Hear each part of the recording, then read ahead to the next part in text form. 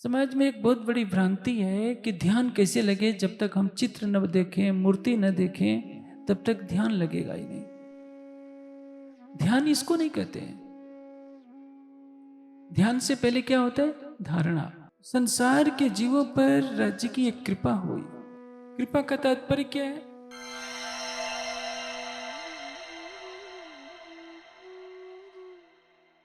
इस सागर ग्रंथ में अपनी मेहर का वर्णन किया है। मेहर शब्द अरबी का है। इसको हिंदी में प्रेममयी कृपा कह सकते हैं। कृपा और प्रेममयी कृपा में अंतर होता है।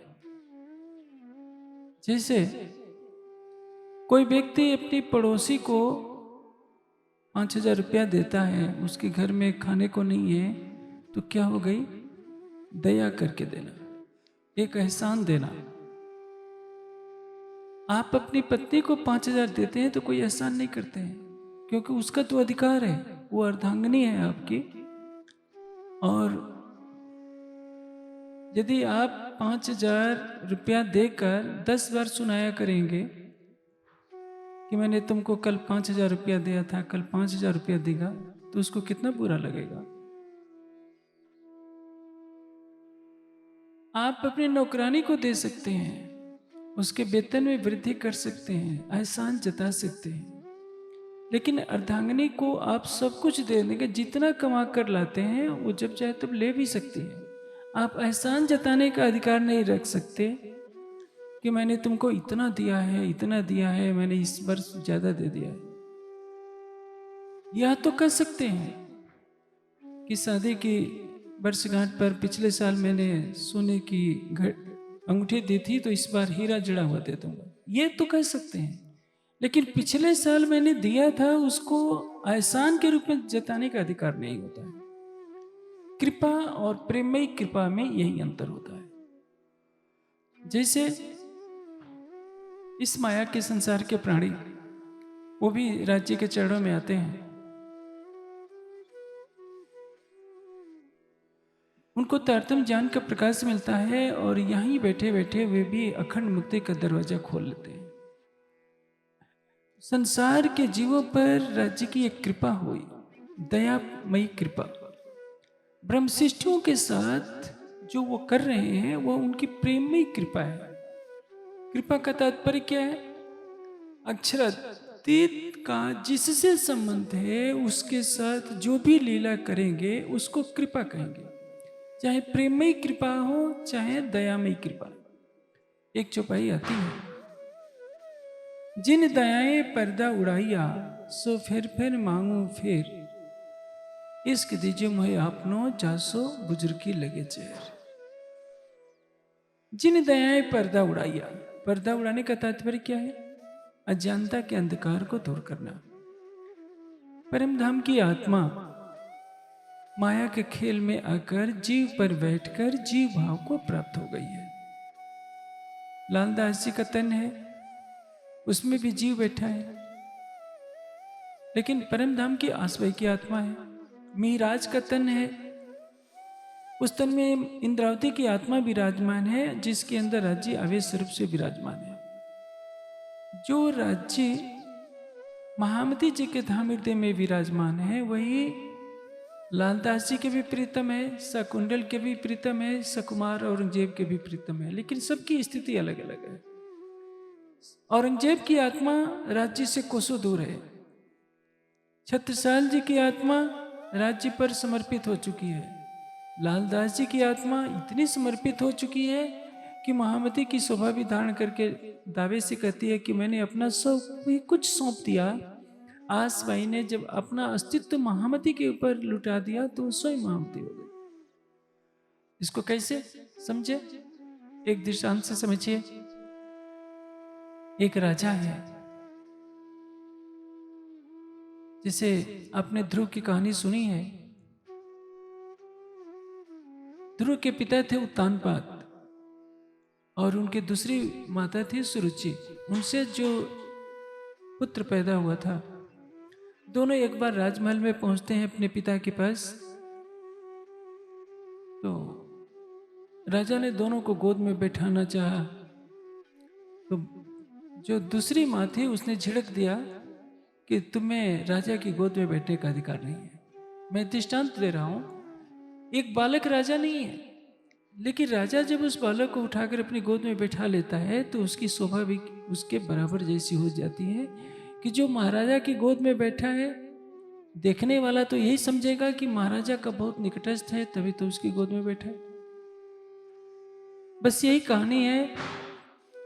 जिन दयाएं पर्दा उड़ाइया, सो फिर मांगो सो मेहर।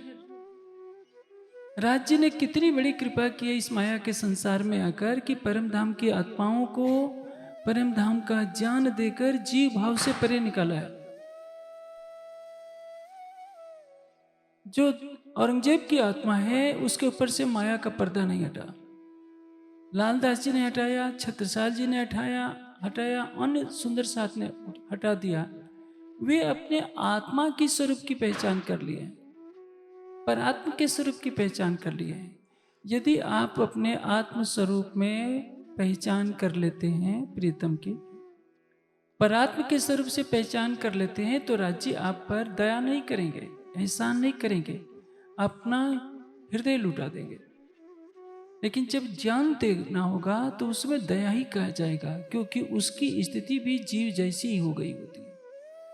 जैसे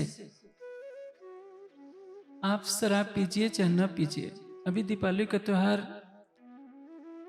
चला है ना। दीपावली के त्योहार पर हिंदुओं में एक बुराई आ गई है, जुआ खेलते हैं। चार जुआरी बैठे जुआ खेल रहे हो, आप जुआ मत खेलिए, वहां जाकर खड़े रहिए, उनके पास बैठ जाइए। पुलिस आएगी तो आपको भी पकड़ेगी। वो तो आप उससे कहिए कि मैं नहीं खेल रहा था, ये नहीं सोचा जाएगा, आप बैठे क्यों थे। उसी तरह से माया के इन जीवों पर जो आज दिन तक जान नहीं पाए थे कि हम कौन हैं, आए कहाँ से हैं, शरीर और संसार को छोड़ने के पश्चात जाना कहाँ है, हमारी आत्मा का प्रीतम कौन है, वे बेचारे तो निराकार से परे के बारे में कुछ नहीं जानते थे। आज तारतम वाणी के प्रकाश ने उनको यहीं बैठे बैठे हद से परे बेहद की, बेहद से परे अक्षर की, और अक्षर से परे उस परम धाम के 25 पक्षों का ज्ञान करा दिया, जिसका ज्ञान आज तक संसार में किसी को नहीं था। पंचवासनाओं को भी नहीं था तो नारायण को कहां से होता, और जब नारायण को नहीं था तो संसार के जीवों को कहां से होता। ये जो सबसे बड़ी कृपा है, ये इसको दया भरी कृपा कहेंगे, जो संसार के जीवों को मिली है। आपको मूल संबंध के कारण कृपा मिली है। राज्य की लीला आपके साथ भी हो रही है। लीला और कृपा में थोड़ा सा अंतर होता है। लीला और कार्य दोनों अलग अलग है। एक सामान्य व्यक्ति कुछ भी करेगा तो कार्य कहलाएगा, लेकिन अक्षरातीत जो भी करेंगे वो लीला कहलाएगी। और लीला में क्या होगा, आप आम खाएंगे तो आम की मिठासी तो आएगी, आम तीखा नहीं लगेगा, आम नमकीन नहीं लगेगा। आम का गुण क्या है, मिठास।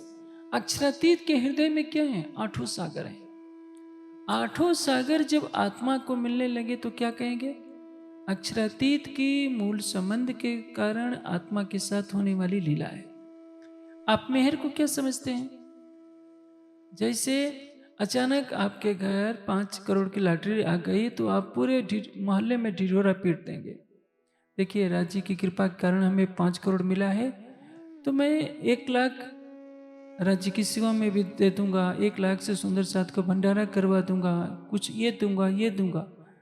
आपको चुप भी नहीं रह जाएगा, आप इसको राज्य की मेहर समझेंगे। ये मेहर नहीं है, ये जाहिरी मेहर है जो अचानक ही मिल गई। दया है।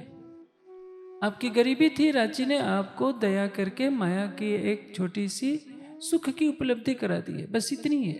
मेहर क्या है, राज्य के हृदय में जो अनंत प्रेम का सागर उमड़ रहा है, अनंत आनंद का सागर उमड़ रहा है, एकत्व का सागर उमड़ रहा है। एकत्व यानी वहदत, मूल संबंध का प्रेम उमड़ रहा है। युगल स्वरूप की शोभा का श्रृंगार आपके हृदय में झलकने लगी है, तो समझ लीजिए कि राज्य की आपके साथ लीला हो रही है। राज्य अपने हृदय का प्रेम आपको लुटा रहे हैं, इसको कहते हैं प्रेममयी कृपा।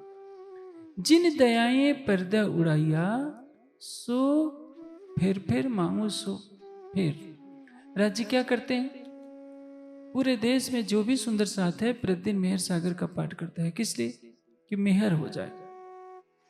मेहर तो हर पल हो रही है। अभी सूर्य का प्रकाश, सूर्य से कहिए कि सूर्य तुम अपने प्रकाश को छिपा लो, क्या प्रकाश, सूर्य की सामर्थ्य है प्रकाश को रोकने की? नहीं। चंद्रमा क्या अपनी शीतलता को छिपा सकता है? फूल सुगंधि को नहीं छिपा सकता, शक्कर अपनी मिठास को नहीं छिपा सकती, तो अक्षरातीत की भी सामर्थ्य नहीं है अपनी मेहर को रोकने की। ये माया ऐसा करती है कि हमारे हृदय से ईमान हटा देती है, विश्वास हटा देती है, प्रेम हटा देती है, तो राज्य की मेहर कहां से हो? सावन भादों के महीने में खूब वर्षा हो रही है और घड़े को उल्टा रख दीजिए, 1 घंटे की बारिश में पुनः घड़े को सीधा कीजिए, कितना पानी रहेगा? एक बूंद भी नहीं, क्योंकि वर्षा तो हो रही थी किंतु उसमें पानी जा नहीं रहा था। यह भी हो सकता है कि घड़े में छेद हो और पानी खूब बरसे, पानी तो आ रहा है लेकिन ठहर नहीं रहा है। ये कब होगा? जब आप मेहर सागर का भी पाठ करें, पूजा पाठ भी करें, वाणी के पाठ भी करें, लेकिन राज्य पर विश्वास अंदर से नहीं है, तो राज्य की मेहर को नहीं होगी तो क्या कहेंगे आप? मैं तो पाठ भी करता हूं, विश्वास मेहर का सागर का भी इतने वर्षों से प्रतिदिन पाठ कर रहा हूं, लेकिन पता नहीं राज्य को समझ नहीं आ रहा है वो मेरे ऊपर मेहर क्यों नहीं कर रहे हैं। इसका तात्पर्य यह है कि राज्य पक्षपात कर रहे हैं, दूसरे पर कर रहे हैं, आप पर नहीं कर रहे हैं। सब पर मेहर, सब पर महबूब की, पर पावे करनी माफक। सूर्य का प्रकाश सबके लिए बराबर है। सूर्य चेहरा देकर किसी को प्रकाश नहीं देता, चंद्रमा किसी को देकर शीतलता और किसी को के लिए दाहकता नहीं देता। चंद्रमा सबके लिए बराबर है, सूर्य सबके लिए बराबर है, हवा सबके लिए बराबर है। यहाँ जितने सुंदर साथ बैठे हैं, गर्मी सबको बराबर लग रही है। हाँ, जिसके पास कूलर है उसको गर्मी कम लग रही है, बस इतनी कहानी है। हमारे हृदय में जितना राज्य के लिए समर्पण होगा, राज्य के लिए जितना विश्वास होगा, जितना हमारे अंदर विनम्रता होगी, जितना हमारे हृदय संतोष से भरा होगा और हर पल राज्य को धन्यवाद देने की प्रवृत्ति रहेगी, हम राज्य की मेहर को उतना ही आभास कर पाएंगे कि राज्य की मेहर हमारे ऊपर हो रही है। जैसे कुछ लोग जा रहे थे रास्ते में, शंकर जी ने कहा कि देखो ये अंधे लोग जा रहे हैं। पार्वती जी ने कहा कि भगवान आप चाहें तो ये गरीब लोगों का कल्याण कर सकते हैं, इनको हीरे मोतियों की वर्षा क्यों नहीं करा देते? उन्होंने कहा कि देखो मैं करवा भी दूंगा तो ये बदनसीब हैं, ये उसको ग्रहण ही नहीं करेंगे। पार्वती जी ने कितना भी जोर दिया, कहा कि अच्छा तुम देख लो। शंकर जी ने हीरों की वर्षा करवाई। अचानक जो जा रहे थे उनके मन में बात उठती है कि हम आंख मिचौनी का खेल खेल कर चलते हैं। सबने अपनी आंखें बंद कर ली और जहां तक हीरे मोतियों की वर्षा हुई थी वहां आंख मिचौनी का खेल खेलते रहे। हीरे मोतियों की वर्षा तो हो रही है, लेकिन उन बेचारों का क्या दोष, क्योंकि उनके संस्कार में ही नहीं है। श्री मोहम्मद के ए मोमिनो, तुम पर दमदम जो बरतत, सो सब इश्क हक का पल पल मेहर करत। दमदम जो बरतत, हर पल राज्य हमारे ऊपर कृपा कर रहे हैं। हम मेहर सागर का पाठ करें या ना करें, राज्य तो अपनी कृपा कर ही रहे हैं। हम सोचते हैं कि पाठ कर लेंगे तो कृपा हो जाएगी। हाँ, कुछ अंशों में ठीक है, जिसकी जैसी धारणा होती है उसके अनुसार वही ठीक है। यदि आप निस्बत की पूरी पहचान कर लेते हैं, यदि आपके हृदय में राज्य के लिए अटूट समर्पण है, तो आप क्या करेंगे? जो मेहर करने वाला है उसी को दिल में साक्षात बसा लेना चाहेंगे। और यदि आप यह चाहते हैं कि केवल 5 करोड़ रुपये ही मिल जाए, कोई पद मिल जाए, तो राज्य बस उतना ही दे देंगे और आपसे दूर रहेंगे। आपके हृदय में वो स्वयं आकर विराजमान नहीं होंगे। तो जो दुनिया के जीव हैं वो क्या चाहते हैं? बाहरी चीजों को चाहते हैं कि यही मिल गया तो सब कुछ मिल गया। महामती जी की आत्मा हम सुंदर साथ को जागरूक करने के लिए क्या कर रही है? मोहम्मद कहे मोमिनो, तुम पर दमदम जो बरतत, हर पल सो सब इस हक का पल पल मेहर कर। राज्य हर पल कृपा कर रहे हैं। मेहर पल में बड़े कुटगुनी, सो क्यों मेरे मेहर पाए। एक पल में मेहर करोड़ों गुना बढ़ जाती है, इसलिए मेहर को मापा नहीं जा सकता। सृष्टि में ऐसा कोई भी नहीं है जो राज्य की मेहर को नाप सके। लेकिन हम राज्य पर ही दोष लगाते हैं कि राज्य की हमारे ऊपर मेहर नहीं है, अमुक सुंदर साथ पर मेहर है। लेकिन हम आत्मनिरीक्षण नहीं करते कि हमने मेहर रूपी वर्षा के जल को ठहराने के लिए पात्रता ही नहीं बनाई है। हमारे पात्र में छेद है, हमारे समर्पण में कमी है, विश्वास में कमी है, प्रेम में कमी है, हमारे सुख गरीबी और सब्र, न हमारे पास विनम्रता है, न संतोष है। तो राज्य की मेहर को हम देख नहीं पा रहे हैं। देखते ही न देखे भरतार, हम देखते हुए भी राज्य को नहीं देख की मेहर को नहीं देख पा रहे हैं, क्योंकि हमारी अधूरी पहचान राज्य की पूर्ण मेहर की पहचान नहीं होने दे रही है। ये मेहर सागर क्या है? राज्य के संपूर्ण मेहर की पहचान कराने वाला ये मेहर का सागर है। सुंदर साथ के मन में एक संशय आता है, जब हम चितवनी करते हैं तो सरवरस सागर से ही क्यों होकर के जाते हैं? नीर सागर से भी जा सकते हैं, दध खीर सागर से भी जा सकते हैं। आपने ऐसा सोचा है कि जैसे यहाँ से आपको बड़ोदरा जाना है तो बड़ोदरा के पूर्व दरवाजे से जाएं कि पश्चिम दरवाजे से जाएं, उत्तर या दक्षिण दिशा से जाएं। तो परम धाम ऐसा नहीं है। परम धाम अनंत है। परम धाम के एक कोष में सारी सृष्टि, तो अनंत सृष्टियां समा जाएंगी हमारी सृष्टि जैसी। ये तो आपको समझने के लिए 8 सागर बता दिए गए हैं, 8 दिशाएं 4 दिशाएं बता दी गई हैं, उसके 4 कोनों मिलाकर 8 दिशाओं में 8 सागर केवल समझने के लिए। वास्तव में हम जितने अनंत की कल्पना कर सकते हैं, बेहद उससे भी अनंत है। और जहां उस बेहद के अनंत की सीमा समाप्त हो जाएगी, वहां परम धाम शुरू होता है। तो परम धाम कितना लंबा चौड़ा है, ये आपकी बुद्धि से परे है। और तो और अस्राफिल की भी बुद्धि से परे है। बेहद कितना बड़ा है, यह नारायण की भी बुद्धि से परे है। नारायण केवल हद का विस्तार जानते हैं, अक्षर केवल बेहद का विस्तार जानते हैं, और केवल राज्य ही जानते हैं कि अनंत परम धाम कहां तक है। शेष कोई भी नहीं जान सकता। सच पूछा जाए, राज्य के अतिरिक्त परम धाम के विस्तार को जानने की सामर्थ्य किसी में नहीं है, क्योंकि वही पूर्णात्पूर्ण है। न महामती जी जानते हैं, न मैं जानता हूं, न श्यामा जी जानती है, न अक्षर ब्रह्म जानते हैं, न महालक्ष्मी जानती है। कोई नहीं जान सकता। इसलिए सरवर सागर का तात्पर्य क्या है? जिसमें राज्य के हृदय का संपूर्ण रस समाया हो, कृपा। राज्य की प्रेम में कृपा में प्रवेश कीजिए तो यमुना जी का दृश्य दिखेगा। सुंदर साथ के मन में संशय होता है कि चितवनी में सतगुरु का ध्यान क्यों करना है?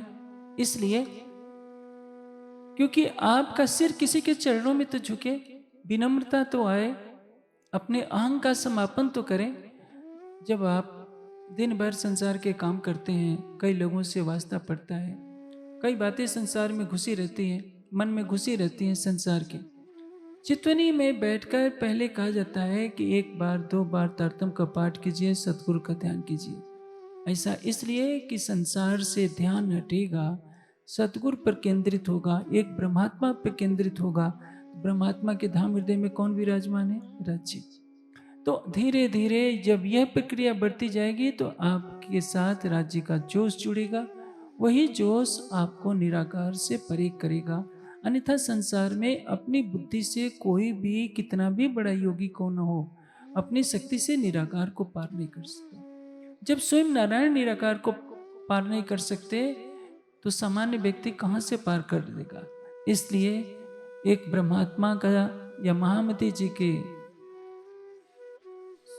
जो स्थान है, महामती जी का तन जहाँ विराजमान है, उस गुम्मट जी की सेवा का ध्यान करना अनिवार्य होता है। किसी परमहंस का भी ध्यान कीजिए तो उनके धाम हृदय में बैठे युगल स्वरूप का भाव लीजिए। शरीर को मत देखिए, पन्ना जी में कौन से बागा चढ़ा है, ये तो केवल मन को एकाग्र करने के लिए है। बागों में राज्य नहीं है, बांसुरी में राज्य नहीं है। राज्य किस में है? आपके प्रेम में है। वो तो एक आधार है कि गुम्मट जी की सेवा का में मन केंद्रित हो जाए तो जैसे ही मन संसार से हटेगा, आपकी आत्मा अपने लक्ष्य को चलना प्रारंभ कर देगी। समाज में एक बहुत बड़ी भ्रांति है कि ध्यान कैसे लगे, जब तक हम चित्र न देखें, मूर्ति न देखें, तब तक ध्यान लगेगा ही नहीं। ध्यान इसको नहीं कहते हैं। ध्यान से पहले क्या होता है? धारणा। धारणा किसको कहते हैं? देश बंधा चित्त से नाम धारणा। कहीं भी चित्त को बांधना, मन को एकाग्र करना। जो मन बाहर भटक रहा है, आपके चित्त की वृत्तियां संसार में भटक रही हैं, उन सारी वृत्तियों को इकट्ठा करके अंतर्मुखी कर देना। कश्चित धीरा प्रत्यक आत्मानम आवृत चक्षु अमृतम इच्छन। पांचों इंद्रियां विषयों की तरफ भाग रही हैं। कोई धैर्यशाली होता है जो अंतर्मुखी होकर स्वयं को देखने का प्रयास करता है। आप चितौनी में बैठ गए, हाथ पैर आपके हिल रहे हैं। जब तक आपका हाथ पैर हिल रहा है तब तक ये केवल भाव लीनता है, उसको धारणा नहीं कर सकते। आपको शरीर से परे होना पड़ेगा। जब शरीर से परे हो गए तब बहिर्मुखी वृत्ति समाप्त हो गई। सुंदर सहज। योग का पहला सूत्र जानते हैं क्या है? अथ योग अनुशासनम। जो परंपरा से चला आया है ऋषि मुनियों के द्वारा, वो निर्देश दिया गया है, उसमें तर्क न लगाइए। जो कहा जा रहा है कीजिए।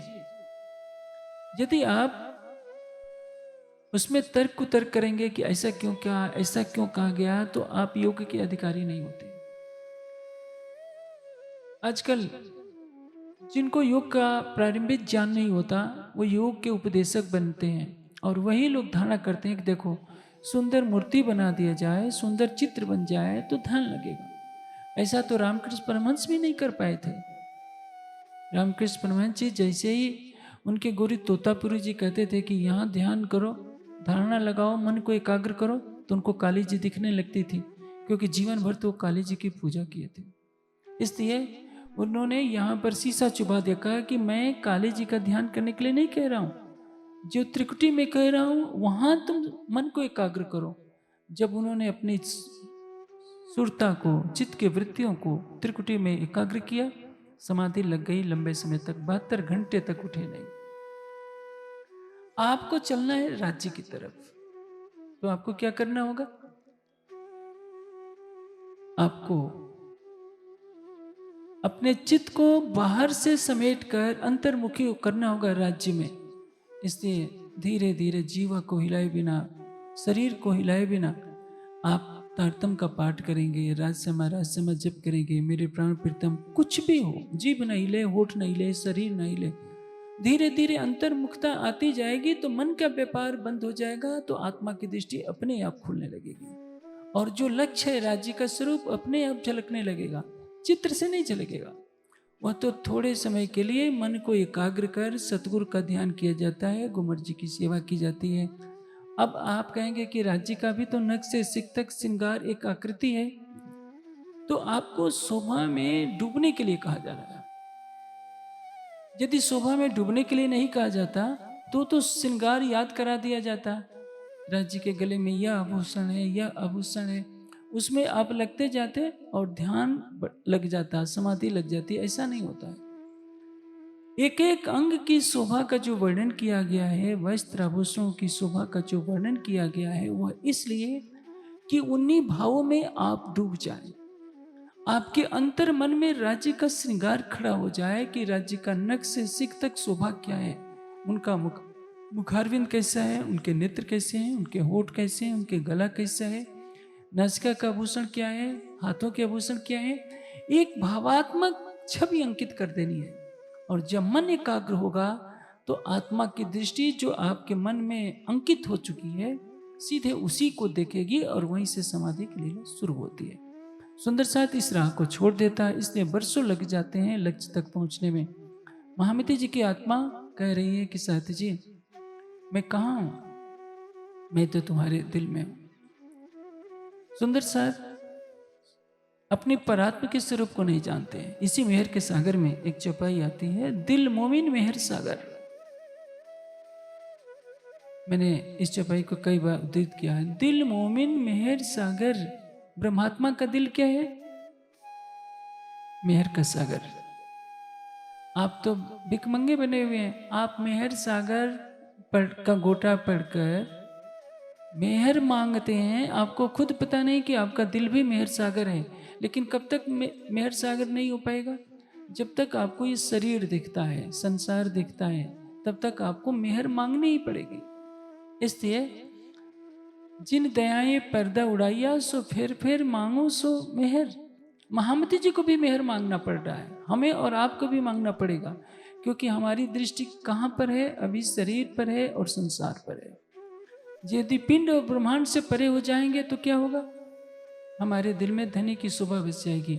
आपके दिल में जब परम धाम का स्वरूप बस जाएगा, जिस राज्य को आप चाह रहे हैं वही राज्य बस जाएंगे, तो राज्य के दिल में विराजमान मेहर का सागर भी बैठ जाएगा, तो आपका दिल भी तो मेहर का सागर ही हुआ। इसी को कहते हैं दिल मोमिन मेहर सागर। आप राज्य से इश्क मांगते हैं, लेकिन इश्क तो आपके अंदर भी है। निस्बत के सागर की अंतिम चौपाई क्या है? श्री मोहम्मद कहे मोमिनो, ये निस्बत इश्क सागर। आप कौन है? निस्बत के स्वरूप कौन है? परम धाम की ब्रह्मात्मा। लेकिन जब तक आपको ये मानव का तन दिख रहा है, तब तक आप निस्बत के स्वरूप नहीं है। ये तो मिट्टी का तन है, इस तन में जीव बैठा है। लेकिन आप परात्म के भाव में डूब जाएंगे, परात्म के दृष्टि से देखेंगे तो आपकी परात्म क्या है? श्री मोहम्मद के मोमनो, ये निस्बत इश्क सागर। निस्बत के स्वरूपों में इश्क का सागर है, निस्बत के स्वरूपों में मेहर का सागर है, निस्बत के स्वरूपों में आठों सागर है। क्योंकि परम धाम का जर्रा जर्रा एक एक कण राज्य का स्वरूप है। लेकिन माया के संसार में आए हैं तो दुनिया के जीवों जैसी हमारी स्थिति है। हम कंठी पहनते हैं, तिलक लगाते हैं, परिक्रमा करते हैं, भोग लगाते हैं।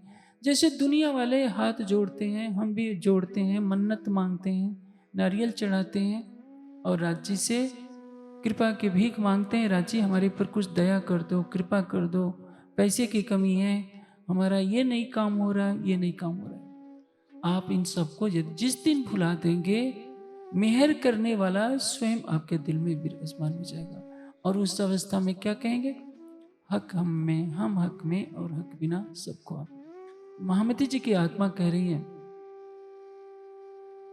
ये खेल हुआ मेहर वास्ते, माहे खिलावे सब मेहर। ये खेल क्यों बनाया है? मेहर के लिए। आपको जब संसारिक जीवन में कष्ट आता है तो आप क्या कहते हैं कि राज्य कितना दुख देखना पड़ रहा है इस संसार में, इसमें आप क्यों लाए हैं?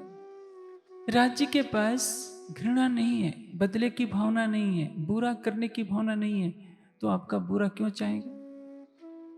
मेहर का दरिया दिल में लिया, तब रूहों के दिल में खेल देखने का ख्याल उपजा। राज्य ने अपने मेहर को लुटा देना चाहा, अपना दिल लुटाया आप पर, तो माया का खेल दिखाया।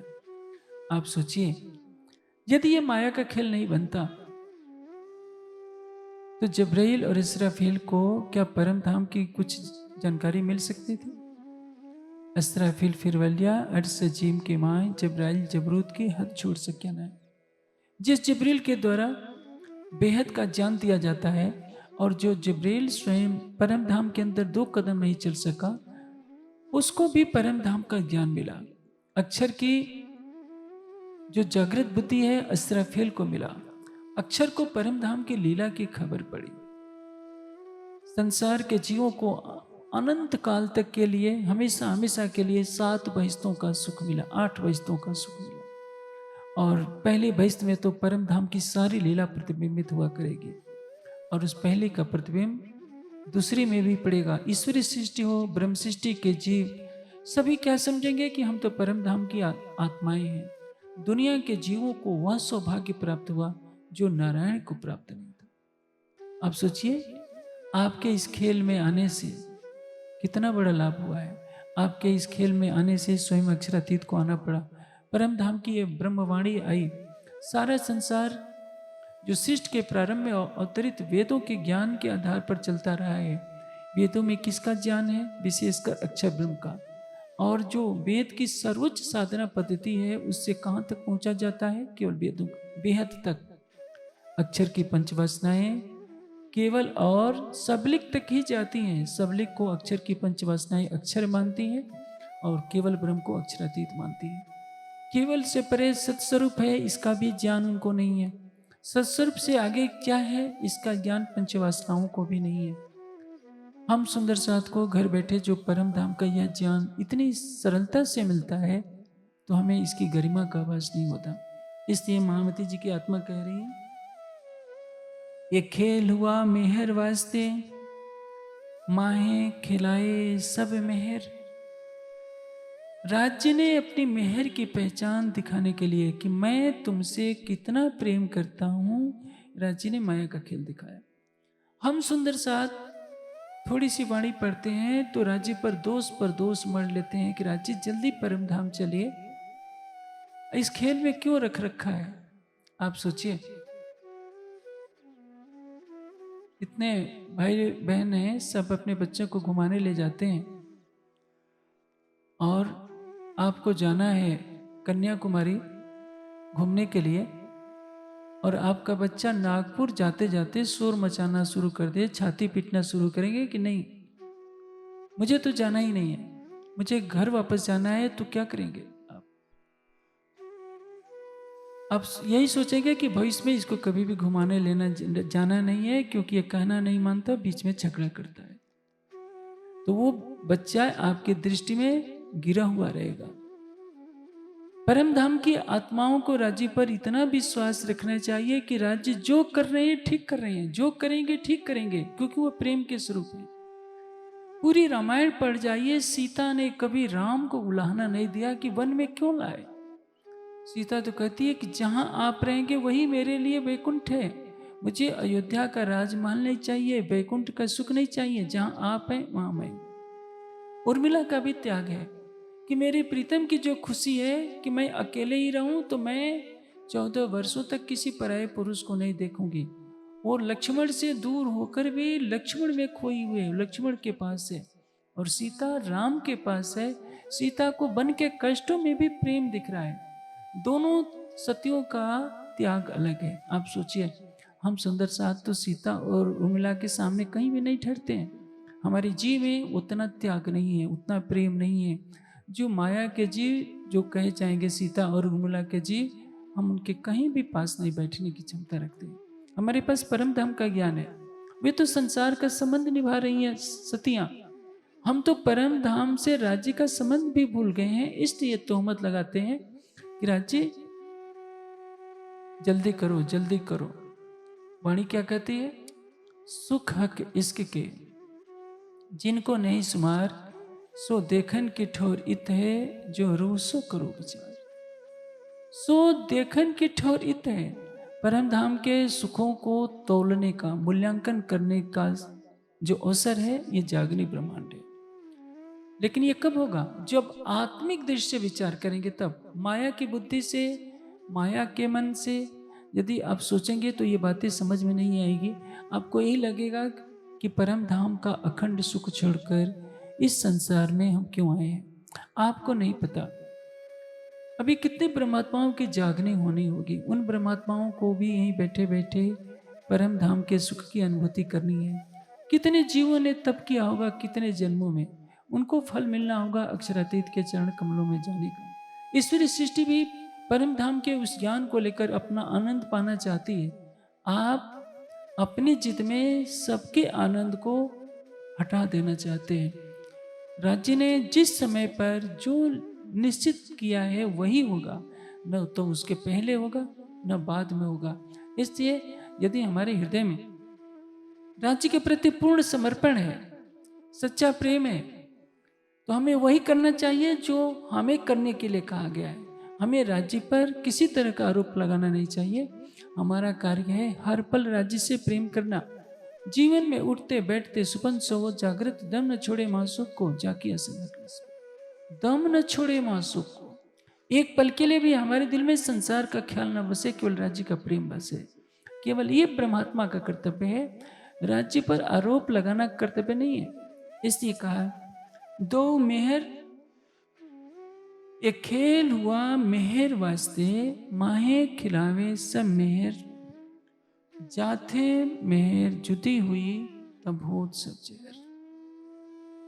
माहे खिलावे सब मेहर, इस संसार में राज्य की कृपा ही हमारे साथ सब कुछ करवा रही है।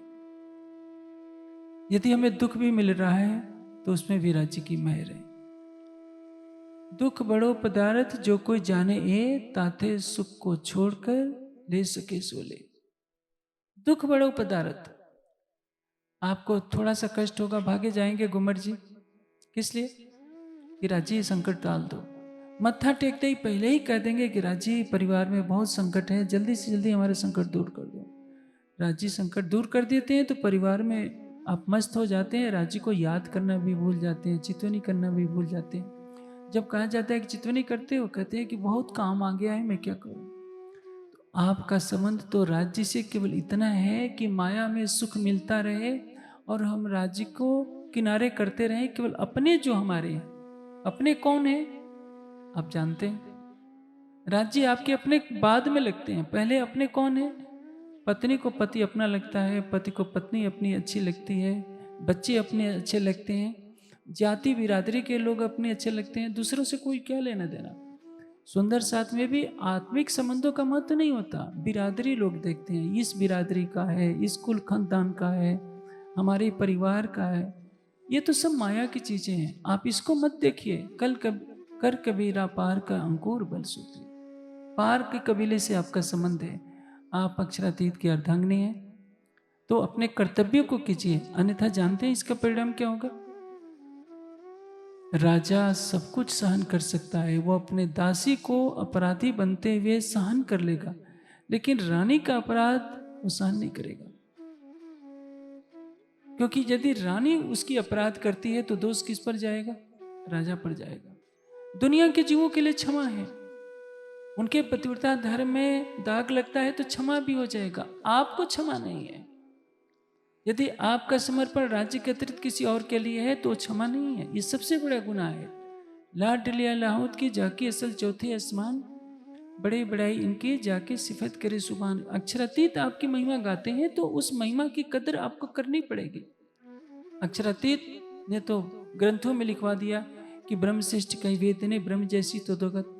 और यदि आप धर्म की मर्यादा के विपरीत कुछ भी काम कर रहे हैं तो आप सोचिए, ये कलंक किस पर लग रहा है? स्वयं अक्षरातीत पर लग रहा है। भागवत में एक श्लोक आता है जिसमें ब्रह्मा जी कहते हैं कि हे प्रभु, इस वृंदावन में, इस ब्रजमंडल के चरणों की धूल, ब्रजमंडल में जो गोपियों के चरणों की धूल है, मेरे ऊपर पड़ जाए, मैं किसी भी योनि में जन्म ले लूं, पशु में, पक्षी में, पौधों में, और आपके गोपियों की चरण धूली मेरे ऊपर पड़ जाए तो मेरा जीवन धन हो जाए। कौन कह रहा है? पौराणिक मान्यता में जो सृष्टि करता है ब्रह्मा जी कह रहे हैं। और हम सुंदर सा दावा लेते हैं कि हम ब्रज की वही गोपियां हैं, और हमारा आचरण संसार के जीवों से भी खराब हो तो संसार क्या कहेगा। हमने तो अक्षरातीत को ही कलंकित कर दिया। जो जितना बड़ा होता है समाज उससे उतनी ही अपेक्षा करता है। परम धाम के ब्रह्मात्माओं के लिए यह बात कही गई है, जाथे मेहर जुदी हुई तब होत सब जहर। यदि राज्य की मेहर हट गई तो हमारे लिए संसार विष भरा है, और राज्य की मेहर हमारे ऊपर है तो मेहर में सारा संसार ओतप्रोत दिखेगा। वही बात कह रहे हैं, दो मेहर देखत खेल में, दो मेहर जो मैंने अभी आपको कहा, एक जाहिरी मेहर और एक बातिनी मेहर। बातिनी का अर्थ क्या होता है? गोई। सुंदर साथ वाणी में बातून शब्द लिखा है तो बातूनी बातूनी कहते। बातूनी का अर्थ जानते क्या होता है? बहुत बोलने वाला। बातिनी है, बातूनी नहीं है। बातिनी का अर्थ क्या होता है? गोई मेहर, छिपी हुई मेहर। जाहिरी मेहर क्या है? जो आंखों से दिखाई दे जाए। आप गाड़ी से जा रहे हैं, ट्रक से टक्कर हो गई, ट्रक ही गिर पड़ा और आप बच गए। आप सोचेंगे कि ये तो झूठी कल्पना है। ये झूठी नहीं, वास्तविकता है।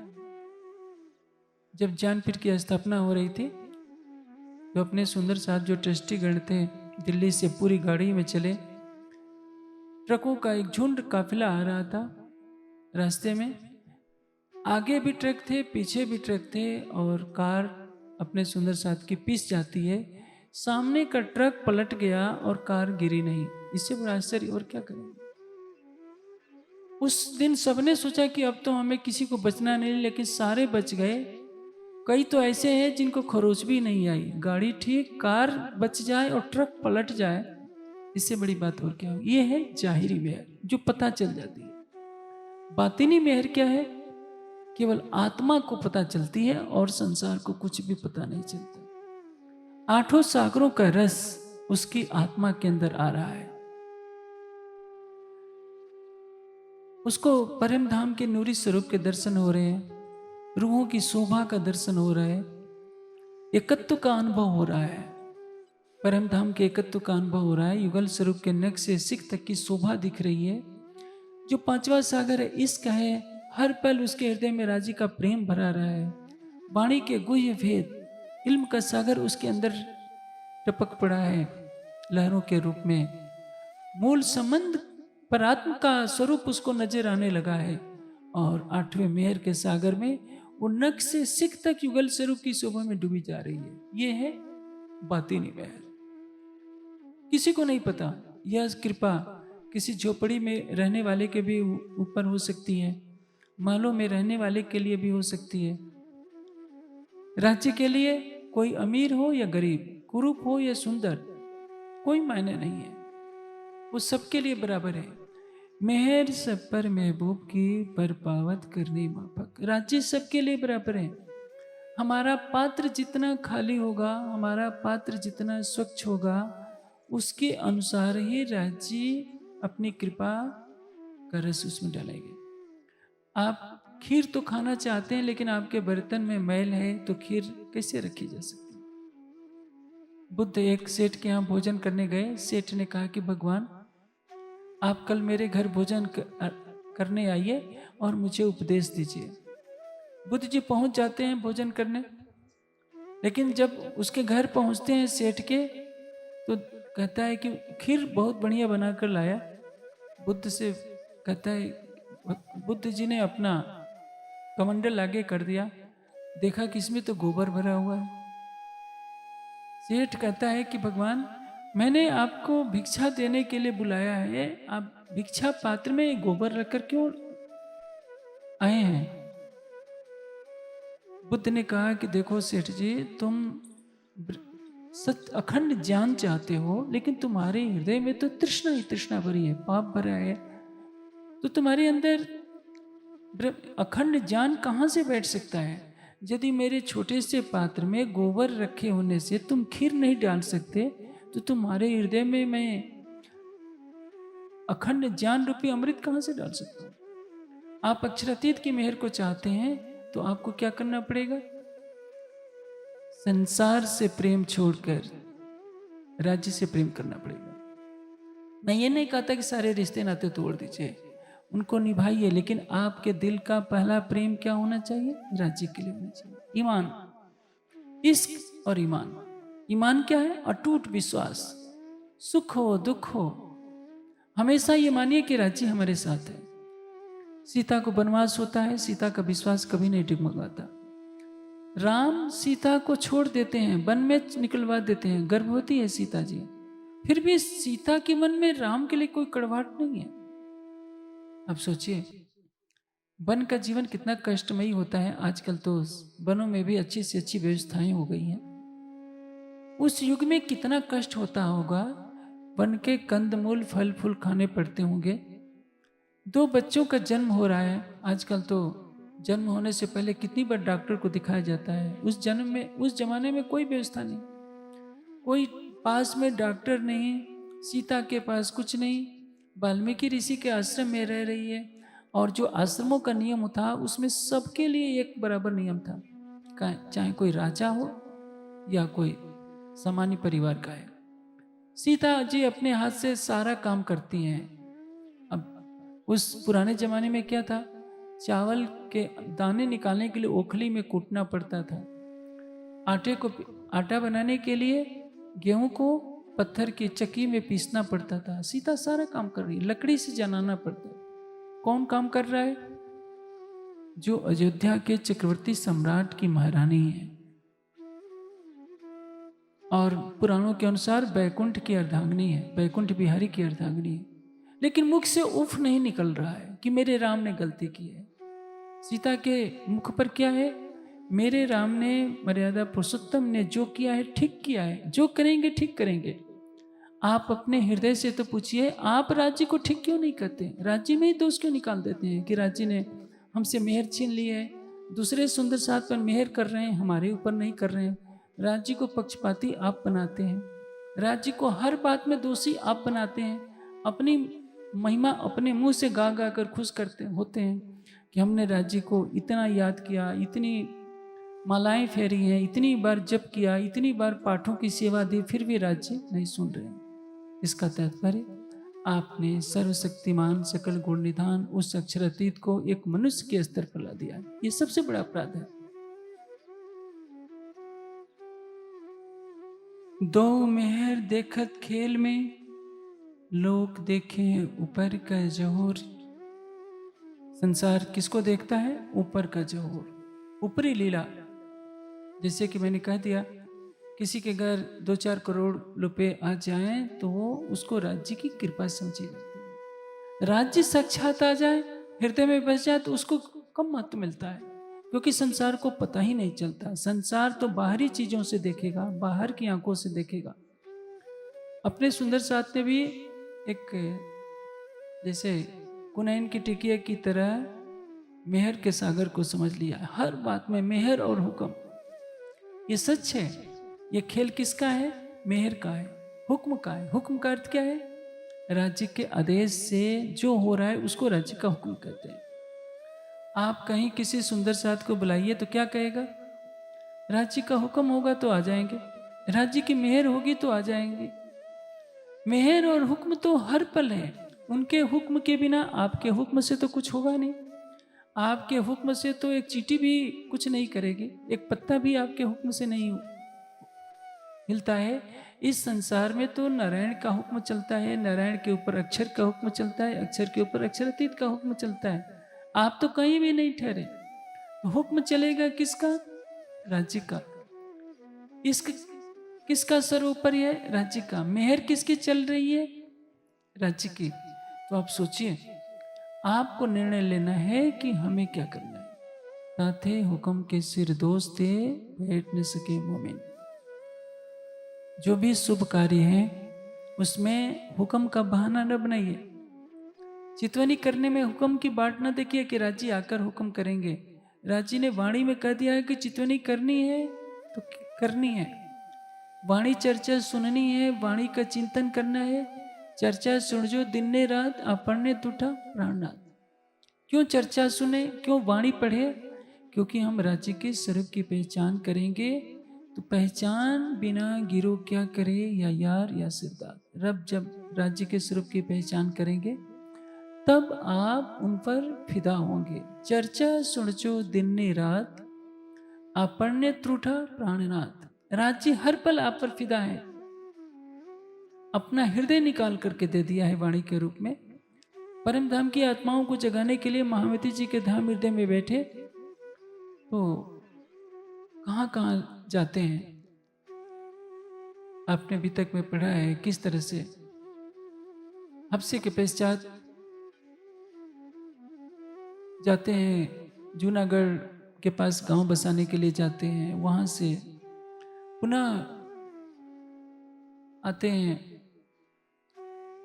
ये अपने निवास पर, जामनगर आते हैं, नौतनपुरी, और पुनः कारागार में जाना पड़ता है। न जाने कितने किन संकटों को झेलते हुए वहां से पुनः जयराम कंसारा के यहाँ पहुंचते हैं, और वहां से मस्कत आवासी बंदर जाते हैं, वहां से पुनः लौटते हैं, सूरत आते हैं। सूरत से किस तरह से उदयपुर मेड़ते हुए होते हुए दिल्ली पहुंचते हैं, हरिद्वार आते हैं, पैदल चल रहे हैं। एक एक आत्मा को जगाना है। आत्माएं तो माया में मस्त हैं, उनको अपने परिवार मिल गए, किसी को पत्नी मिल गई, किसी को पति मिल गया, किसी को जागीरें मिल गई, खाना पीना सब। मस्कत बंदर में अब जानते हैं वहां के जो सुंदर साथ हैं वो भी अपनी माया में डूबे थे। अवासी बंदर में भैरव सेठ मान शराब में डूबा पड़ा है। ठट्ठा नगर में चिंतामणि जी गद्दी पर बने बैठे हैं, लालदास अपने सेठ बने बैठे हैं, सब तो माया में डूबे हुए हैं। सबको जगाने के लिए कौन पहुंचता है? स्वयं अक्षरातीत। इसलिए छत्रसाल जी भी कहते हैं, जान के मूलधनी अंगना अपनी सो घर आए हमारे। स्वयं अक्षरातीत मेरे पास चल करके आए हैं, इसलिए मेरी आत्मा बलि बलि जाऊं मैं अपने पिया पर शोभा मुख ने आवे। जो मुझे जगाने के लिए अक्षरातीत आए हैं, मैं उन पर समर्पित होती हूँ। ये अटूट विश्वास रखना होगा कि हमारा ईमान किस पर हो? उस अक्षरातीत पर। इश्क किससे हो? राज्य पर। शुक्र गरीबी सबर इन भी धरुएं दोस्ती हक की, प्यार कर सके तो कर। राज्य से प्रेम करने के लिए 5 चीजें चाहिए: इश्क, ईमान, शुक्र, गरीबी और सबर। ये 5 चीजें लाइए, हर पल राज्य की मेहर का एहसास आपको होगा। यदि ये 5 चीजें नहीं है, केवल गोठा लेकर के पाठ करते हैं, तो आपको छोटी मोटी चीजें मिल जाएंगी। जैसे देश के प्रधानमंत्री के पास जाएंगे, आपके दिल में कोई भाव नहीं है, एप्लीकेशन लेकर ली गए, तो जो काम के लिए गए हैं वो काम हो जाएगा, बस इतना होगा। लेकिन आपकी प्रधानमंत्री से गहरी दोस्ती हो गई तो एक बार नहीं 10 बार फोन करेंगे, 10 बार प्रधानमंत्री चल कर आएंगे। लेकिन ये तो परंपरा डाल दी गई है, 5 बार तारतम पढ़ लो, एक बार मेहर सागर का गोटा पढ़ लो, परिक्रमा लगा लो, चरणामृत प्रसाद कर लो, ले लो, बस। न जाने सैकड़ों साल से यही प्रक्रिया चल रही है। जो मेहर का सागर है वह सुंदर साथ समझना नहीं चाहता। मेहर के सागर का रससाधन करने के लिए हमें क्या करना है, इस पर सुंदर साथ को कदम बढ़ाने होंगे।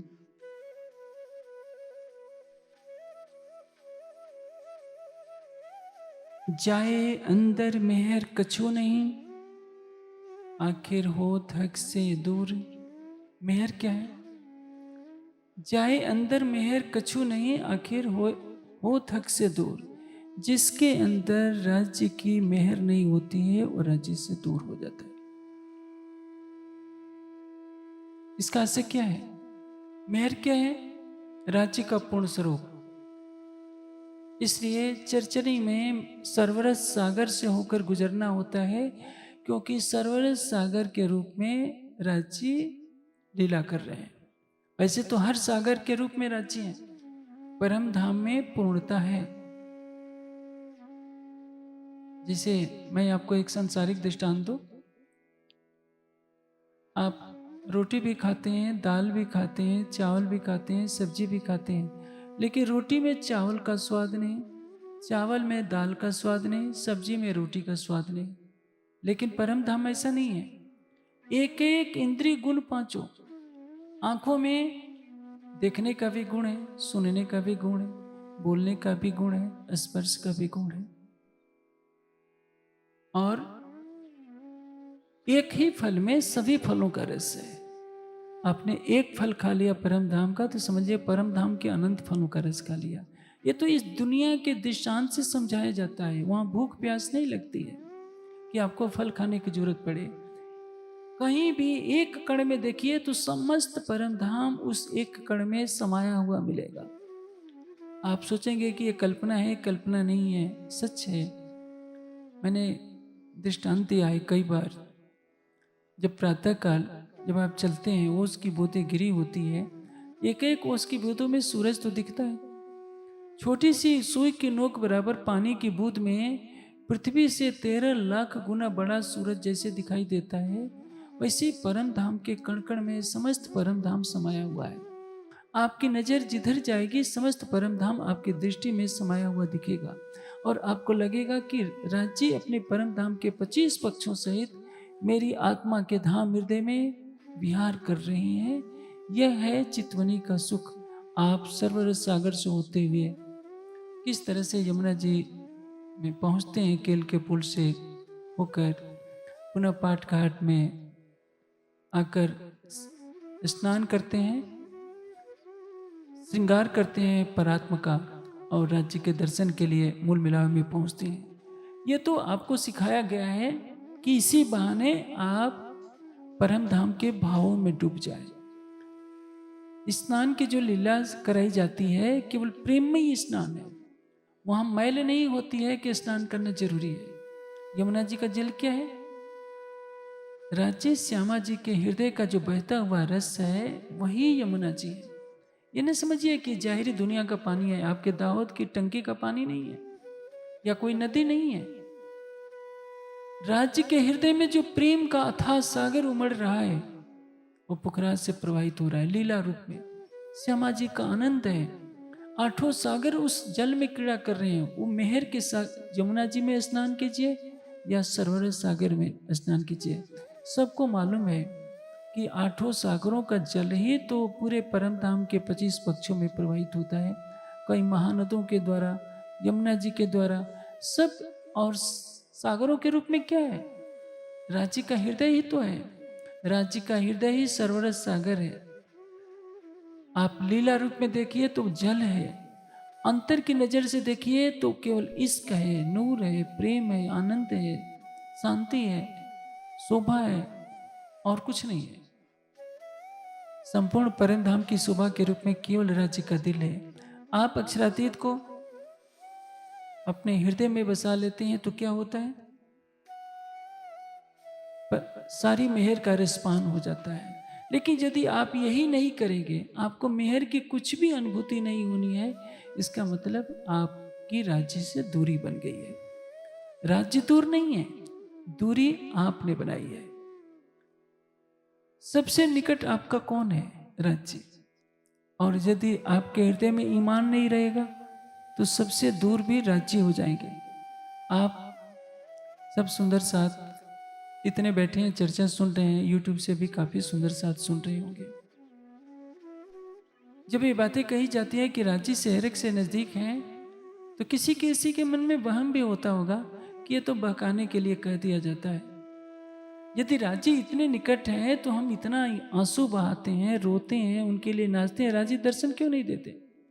राज्य तो सब कुछ करते हैं लेकिन हमारी आंखों पर ही पर्दा पड़ा होता है, इसलिए वो चीज कुछ भी दिखाई नहीं देती। जैसे एक अक्षरातीत है आपकी आत्मा के धाम हृदय में, मूल संबंध से आपकी आत्मा के धाम हृदय में राज्य विराजमान है। आपकी आत्मा जीव पर बैठकर खेल को देख रही है। जीव अंतःकरण के पर्दे पर संसार की लीला को देख रहा है। और अंतःकरण क्या है? मन, चित्त, बुद्धि, अहंकार। मन ने 5 इंद्रियों को ले रखा है।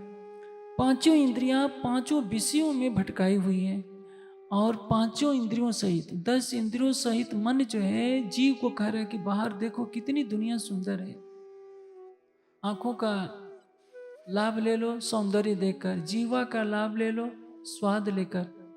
अब देखते हैं ना, मनुष्य अपनी जीवा के स्वाद के लिए करोड़ों पशु पक्षियों को प्रतिदिन मारकर खा जाता है, तल भून करके खा जाता है, कितने मसाले डालता है, मिर्च डालता है जीवा के स्वाद के लिए। उसको लगता है कि इसी में आनंद है। कोई शराब पीता है किसके लिए? आनंद के लिए। और तो और कोई तम्बाकू खाता है, बीड़ी पीता है। तम्बाकू में क्या स्वाद होता है मुझे तो नहीं पता, लेकिन मैंने पूछा है, लोग कहते हैं कि कड़वा लगता है। जब कड़वा लगता है तो क्यों खाते हैं? शराब से पूछा जाए शराब कैसी लगती है तो कहेंगे कि बहुत कड़वी लगती है, तो भाई पीते क्यों है?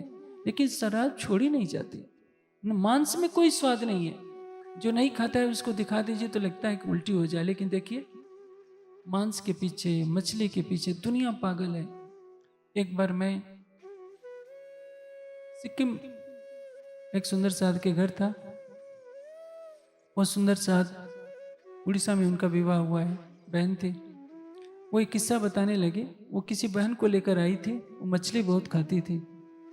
मैंने कहा कि मछली छोड़ दीजिए, तो कहने लगे कि स्वामी जी मैं छोड़ना तो चाहती हूँ, लेकिन पड़ोस में जब कोई मछली बनाता है उसकी सुगंध मेरे पास आती है तो मुझसे रहा नहीं जाता। आप सोचिए, दूसरों को मछली खाते हुए देखकर यदि ये जीव तड़पता है, उसको मार कर खा जाता है। बाहर के विषयों में ये मन भटका रहा है जीव को। जीव मन के पर्दे पर संसार को देख रहा है और मन इंद्रियों के माध्यम से संसार को देख रहा है। जब तक ये नाटक बंद नहीं होगा तब तक आत्मा अपने स्वरूप को कैसे देखेगी? इसलिए ये नाटक का खेल कैसा है यह बताने के लिए वाणी आई है।